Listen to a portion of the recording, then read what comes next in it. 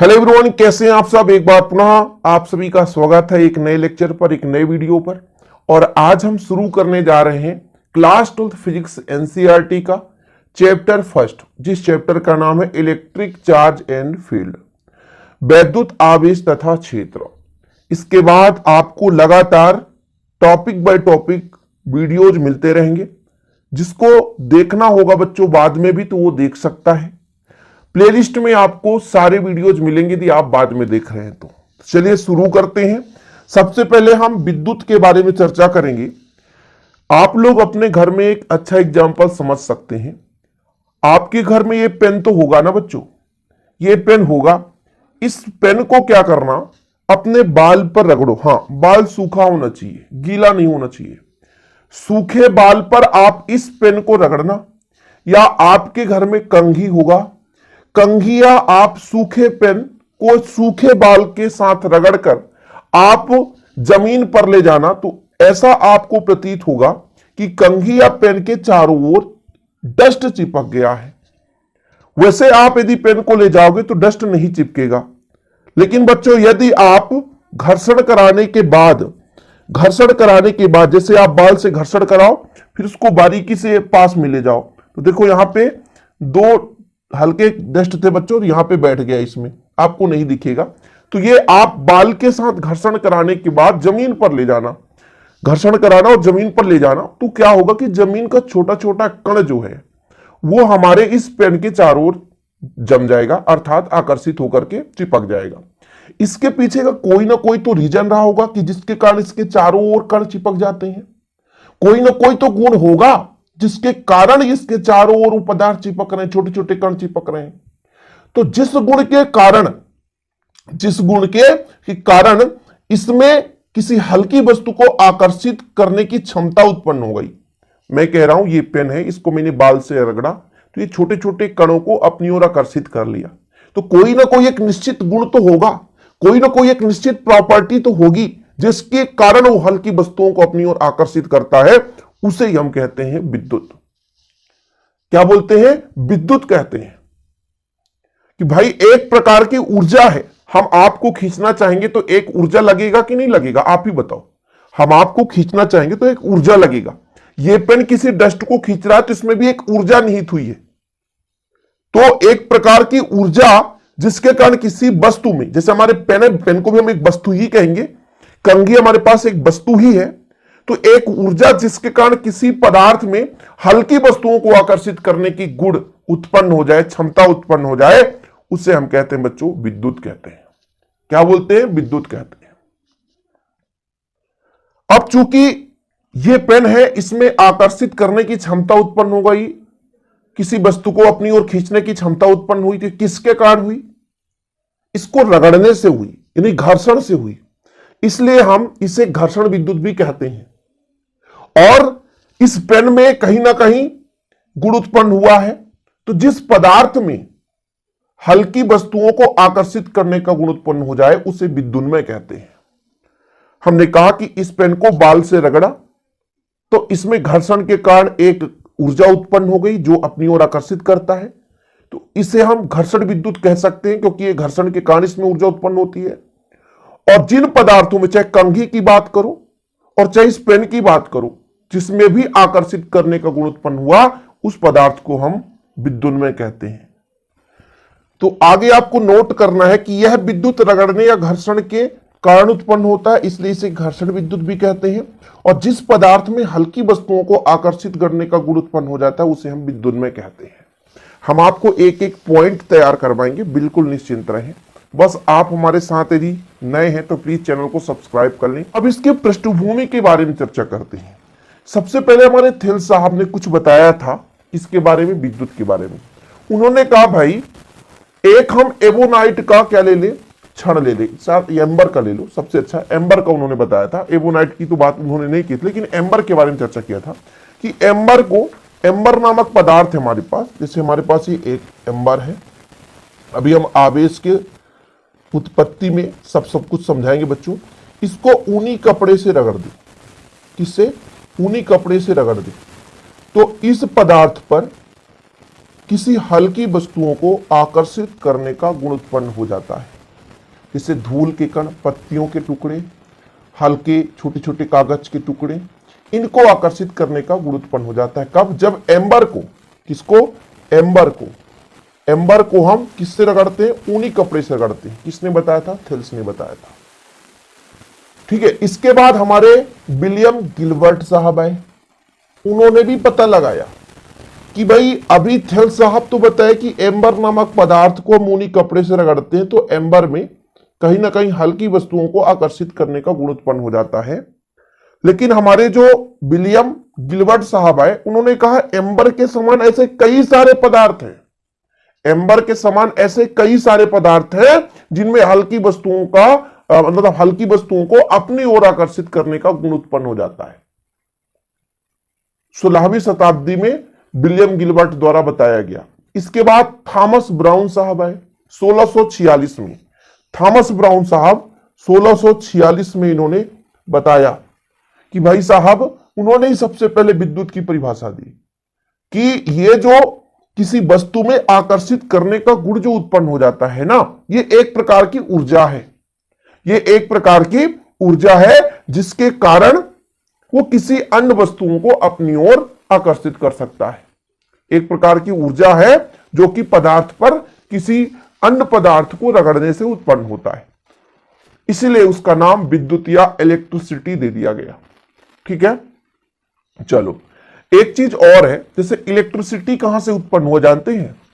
Amber का जो Greek नाम है, ये जो एम्बर है, ठीक है, एम्बर का ग्रीक नाम ऐसा हिंदी में लिखते हैं, एम्बर का ग्रीक नाम होता है इलेक्ट्रम। क्या होता है बच्चों? इलेक्ट्रम। और इसी से नाम दिया गया इलेक्ट्रिसिटी। इलेक्ट्रम से ही नाम बना इलेक्ट्रिसिटी, जिसे हम विद्युत कहते हैं। और ये आपका विद्युन्मय क्लियर हो गया। विद्युन्मय एक प्रकार का पदार्थ है। ठीक बच्चों, ये हमारा विद्युन्मय भी क्लियर हो गया। अगले पॉइंट पर चलेंगे। अब हमारा आएगा वैद्युत आवेश। तो विद्युत आवेश को समझने के लिए हम इसका प्रयोग करते हैं। प्रयोग कैसे बच्चों?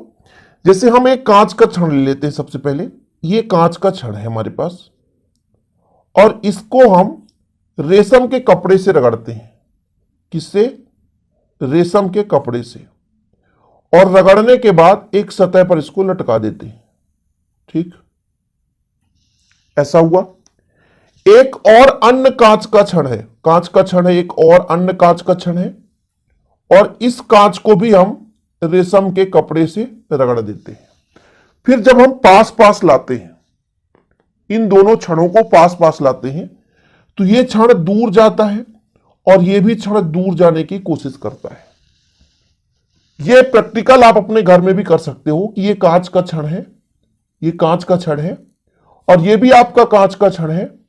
इन दोनों को हम रेशम के कपड़े के साथ रगड़कर यदि पास पास लाते हैं तो देखते हैं कि ये जो दोनों हमारे कांच के छड़ हैं वो पास पास ना आकर बल्कि दूर जाने की कोशिश करते हैं। अब इससे पता चला कि कहीं ना कहीं इसमें एक प्रकार का गुण उत्पन्न हो रहा है, एक प्रकार का गुण उत्पन्न हो रहा है जिसके कारण ये एक दूसरे से दूर जा रहे हैं। अब दूर जाने का मतलब हुआ प्रतिकर्षण। तो इन दोनों में कोई ना कोई एक ऐसा ऊर्जा हो सकता है, एक प्रकार की ऊर्जा ही है जो कि एक दूसरे को प्रतिकर्षित करते हैं। तो पता चला कि भाई कहीं ना कहीं इसमें कुछ ना कुछ तो ऐसा पदार्थ होगा कि नहीं होगा, जिसका नाम माना गया कि भाई इसमें कुछ ना कुछ आवेश उत्पन्न हो रहा होगा। क्या उत्पन्न हो रहा होगा बच्चों? आवेश। आवेश की उत्पत्ति का इलेक्ट्रॉनिकी सिद्धांत भी आप पढ़ोगे, बिल्कुल चिंता ना करें। तो कहने का मतलब एक कुछ, ये जो हमारा कांच का छड़ है कुछ अर्जित कर लेता है, और अर्जित करके इसमें विद्युतीय गुण उत्पन्न हो जाता है, यानी विद्युन्मय हो जाता है ये, और विद्युतीय गुण का प्रदर्शन करने लग जाता है। और जिसे अर्जित करता है उसी को हम आवेश नाम दे देते हैं। मतलब आवेश एक प्रकार की भौतिक राशि बन जाती है जिसे अर्जित करने के बाद उसमें एक प्रकार का गुण उत्पन्न हो जाता है। अभी इसमें देखो भाई, जैसे रेशम को कपड़े, जो रेशम का कपड़ा है उसको हम जब कांच में रगड़ते हैं तो जो आवेश उत्पन्न होता है उसको प्लस नाम दे दिया गया। अब कुछ बच्चे कहेंगे कि सर कैसे जान गए प्लस है। ऐसा नहीं होता है। आपका जन्म हुआ, आपका नाम हो गया रोहन सोहन, कैसे जान गए नाम सोहन रखना है? मनपसंद। देखा भाई कि दो प्रकार के आवेश हैं। दो प्रकार के आवेश कैसे कैसे समझे भाई? जब हमने यहां पर कांच को एक दूसरे के पास लाया रेशम के साथ रगड़ करके, तो दूर जा रहे हैं, मतलब इसमें समान आवेश है। ऐसे ही एवोनाइट का क्षण लिया गया, एक प्रकार का प्लास्टिक का टुकड़ा है, और इसको हम, ये एवोनाइट का क्षण है, इसको भी उसी कंडीशन के आधार पर काम कराते हैं भैया। इसको हम ऊनी कपड़ा से रगड़ते हैं। किससे? ऊनी कपड़ा से। ऊनी कपड़ा के साथ इसको हमने रगड़ दिया। ये हमारा दूसरा एवोनाइट का क्षण है। दोनों को हमने ऊनी कपड़ा से रगड़ा, और जब पास लाया तो देखा भैया ये भी दूर जाते हैं। ये किसके क्षण है? एवोनाइट के। एवोनाइट के क्षण है। ये किसके क्षण है? कांच के क्षण है। तो जब हम कांच के क्षण को रेशम के कपड़े से रगड़ते थे और पास पास लाए तो दूर जाने की कोशिश कर रहे थे। उसी प्रकार जब हम एवोनाइट के क्षण को ऊनी कपड़ा से रगड़कर पास पास ला रहे हैं बच्चों, तो ये भी दूर जा रहे हैं। मतलब इससे निष्कर्ष तो ये निकला कि इन क्षणों पर भी कहीं ना कहीं समान आवेश है, और इसको ऋण दे दिया गया। जैसे बोला भैया कोई लड़की है, शालिनी है, दिव्या है, कुछ भी नाम हो सकता है, भारती है, सोनम है, तो भाई जब वो पैदा होते हैं तो पहचान थोड़ी ना रहता है कि ये शालिनी नाम की ही लड़की है, उनका नाम हम देते हैं। तो ऐसे बोला गया कि एवोनाइट के क्षण में जब हम ऊनी कपड़े को रगड़े तो इसमें एक प्रकार का कहीं ना कहीं एक गुण उत्पन्न हो जा रहा है, तो उस गुण को हम एक प्रकार से आवेश का नाम देकर के ऋणावेश कह दिए।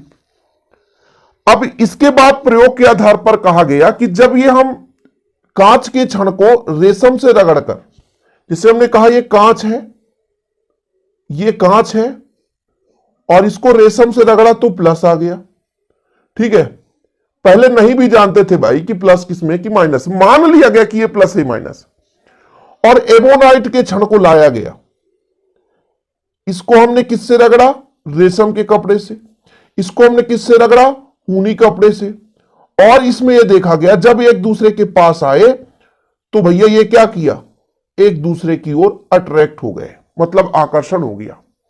तो जब भाई इनमें कांच का समान क्षण था, रेशम के कपड़े से रगड़े थे, एवोनाइट, इनमें प्रतिकर्षण हो रहा था, लेकिन इन जब दोनों को आपस में लाया गया कि देखा गया भाई आकर्षण हो रहा है, तो आप ही बताओ, एक निष्कर्ष तो निकल रहा है ना, एक निष्कर्ष तो निकल रहा है कि भाई साहब इनमें समान आवेश रहा होगा, तभी ये एक दूसरे को प्रतिकर्षित कर रहे थे। एवोनाइट में भी समान आवेश रहा होगा, इसलिए एक दूसरे को प्रतिकर्षित कर रहे थे। लेकिन जब ये एक दूसरे को आकर्षित कर रहे हैं कहीं ना कहीं, भाई इसमें अलग आवेश है कांच के क्षण में, ये जो कांच का क्षण है, और जो आपका एवोनाइट है इसमें कहीं ना कहीं अलग आपका आवेश है, जिसके कारण एक दूसरे को आकर्षित करते हैं। और फिर इसका नाम दे दिया गया कि भैया आवेश कुल मिलाकर के दो प्रकार के होते हैं, एक आपका हो गया धनावेश और एक आपका हो गया ऋणावेश। बेंजामिन फ्रैंकलिन ने बताया था कि भाई कांच में जो आवेश उत्पन्न हो रहा है, ये जो हमने कहा ना कि कांच, ये पहला हमने कांच लिया, कांचाभ पर उत्पन्न आवेश को धनावेश और रेजनी आवेश को ऋणावेश, अर्थात एवोनाइट पर जो आपका आवेश है उसको ऋणावेश दिया गया। ठीक है बच्चों, धनावेश कांच के छड़ को रेशम के कपड़े से रगड़ने पर कांच के छड़ पर जो उत्पन्न आवेश होता है उसे हम धनावेश कहते हैं, और एबोनाइट की छड़ को ऊनी कपड़े या बिल्ली के खाल से रगड़ते हैं तो उसमें जो आवेश उत्पन्न हो जाता है उसे हम ऋणावेश कहते हैं। चीजें क्लियर है? तो वैद्युत आवेश की परिभाषा आप लोग लिखें कि वैद्युत आवेश किसे कह सकते हैं। तो एक प्रकार की ये ऊर्जा ही है बच्चों, ठीक है, एक प्रकार की ऊर्जा ही है जिसको ग्रहण कर लेने से पदार्थ विद्युन्मय हो जाता है, या अर्जित कर लेने से पदार्थ विद्युन्मय हो जाता है। उस विद्युतीय गुण को ही हम क्या बोलते हैं? एक प्रकार से वैद्युत आवेश कह सकते हैं, या एक भौतिक राशि को हम क्या बोल सकते हैं? वैद्युत आवेश कह सकते हैं। तो ये विद्युत आवेश की परिभाषा आप लोग लिखना चाहें तो बिल्कुल लिख सकते हैं। वैद्युत आवेश एक भौतिक राशि जिसे अर्जित कर लेने पर कोई पदार्थ विद्युन्मय हो जाता है और विद्युतीय गुण को प्रदर्शित करता है। यदि हम प्रकृति के बारे में बात करें कि इसकी प्रकृति क्या है बच्चों, तो जो वैद्युत आवेश है यहां पर आप नोट कर लेना, हैशटैग लगाकर मैं लिख देता हूं। वैद्युत आवेश एक अदिश राशि है। वैद्युत आवेश एक अदिश राशि है। और जिसको नोट्स लेना है बच्चों तो बिल्कुल कांटेक्ट कर सकते हैं। मैंने अपना पर्सनल नंबर दे रखा है 9685299149। ये आपका प्रकृति हो गया। अब मैं आपसे कह दूं आवेश का मात्रक बताओ। आवेश का मात्रक तो भाई सबको पता है यार, आवेश का मात्रक कूलाम है। बड़े से अक्षर में लिख देता हूं ताकि आपको समझ में आए, कूलाम। अब जो विमीय सूत्र कोई पूछ दे तो आवेश बराबर क्या होता है, चूंकि आवेश बराबर क्या होता है, आवेश बराबर होता है धारा गुणे समय। क्या होता है, धारा गुणे समय। इसलिए मैं आपसे कह दूं कि इसका विमीय सूत्र बताओ, तो विमीय सूत्र आप लिख सकते हो, द्रव्यमान तो है नहीं, दूरी तो है नहीं, धारा और समय है, टी और ई है। ये आपका विमीय सूत्र निकल कर आ गया। एक एक पॉइंट करेंगे, बिल्कुल आप निश्चिंत रहें। आप जितना परेशान होंगे ना उससे ज्यादा मैं परेशान होंगे यदि मैं नहीं पढ़ा पा रहा हूं तो। मैं यही कोशिश करता हूं बच्चों कि आपका एक भी पॉइंट छूटने ना पाए। अब आपने आवेश के उत्पत्ति का प्रयोग तो पढ़ ही लिया कि भाई आवेश के प्रकार के लिए हम दो प्रयोग पढ़ लिए। एक कांच को हमने एक रेशम के कपड़े से रगड़ा और हमने एबोनाइट को ऊनी कपड़े या बिल्ली के खाल से रगड़ा। ये बहुत पुरानी पद्धति थी भैया कि बिल्ली के खाल से, हमारे भारत देश में बिल्ली के खाल को नहीं निकाला जाता है, ऐसा नहीं है, लेकिन ये बहुत पहले की घटना होगी, कभी हम लोगों के जन्म लेने से पहले की ये सिद्धांत चली आ रही है। तो अमेरिकी वैज्ञानिक बेंजामिन फ्रैंकलिन ने आवेश को दो प्रकार कहा।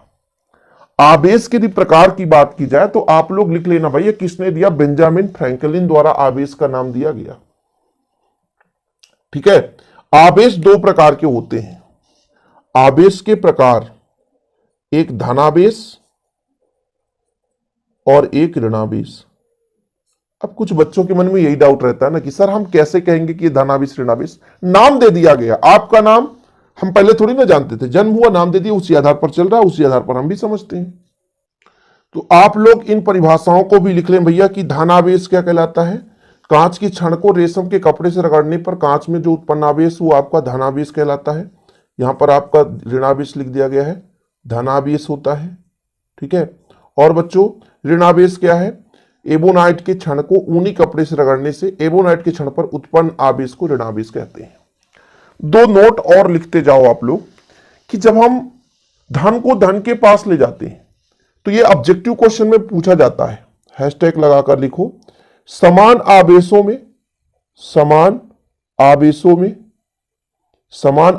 में क्या होता है, प्रतिकर्षण। समान आवेशों में होता है प्रतिकर्षण, और विपरीत आवेश में क्या होता है बच्चों, आकर्षण होता है।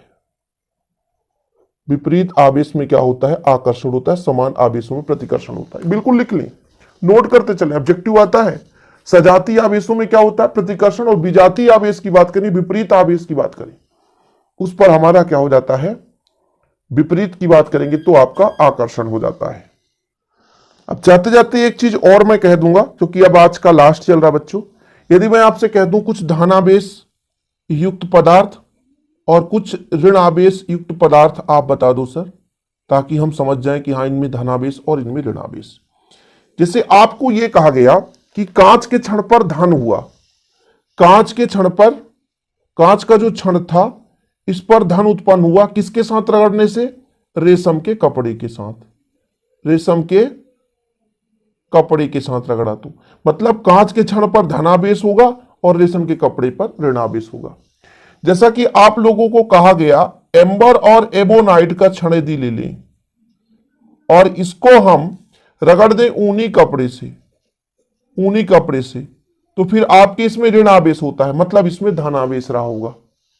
इसी प्रकार आप ऊनी कोट ले लो चाहे, ठीक है, चाहे ऊनी गलीचा ले लो, आप गलीचा जो बिछाते हैं जमीन पर दरी के रूप में, और यहां पर जैसे प्लास्टिक है तो रबर ले लो, आप रबर के जूते ले लो, रबर की छड़ ले लो, ठीक है। और प्लास्टिक ले लो आप, प्लास्टिक सीट ले लो। इनमें सब में आपका ऋणावेश उत्पन्न हो जाता है। यह चीज आपको तैयार रखना है, ठीक है। तो आज के लिए फिलहाल इतना ही। लेक्चर फर्स्ट है। आप लोगों का प्यार और सपोर्ट जैसा रहेगा, निरंतर आपके लिए वीडियोज आता रहेगा बच्चों। आप लोग बस इतना करें कि सब्सक्राइब करना ना भूलें। सब्सक्राइब करने में पैसा नहीं लगता, लाइक करने शेयर करने में बिल्कुल पैसा नहीं लगता है, जो फ्री ऑफ कॉस्ट होता है। बस इतना सहयोग करें। निरंतर आपके लिए मेहनत करने के लिए तैयार हूं। बस आप लोगों का छोटा सा प्यार मेरे लिए बहुत बड़ी एक प्रकार से मोटिवेशन बन जाती है बच्चों। इसलिए मैं आप लोगों से रिक्वेस्ट करता हूं। बाकी आप लोगों को पसंद आएगा तो वैसे भी आप लोग समझदार हैं। फिलहाल आज के लिए इतना ही। मिलते हैं अगली वीडियो के साथ। जय हिंद, वंदे मातरम।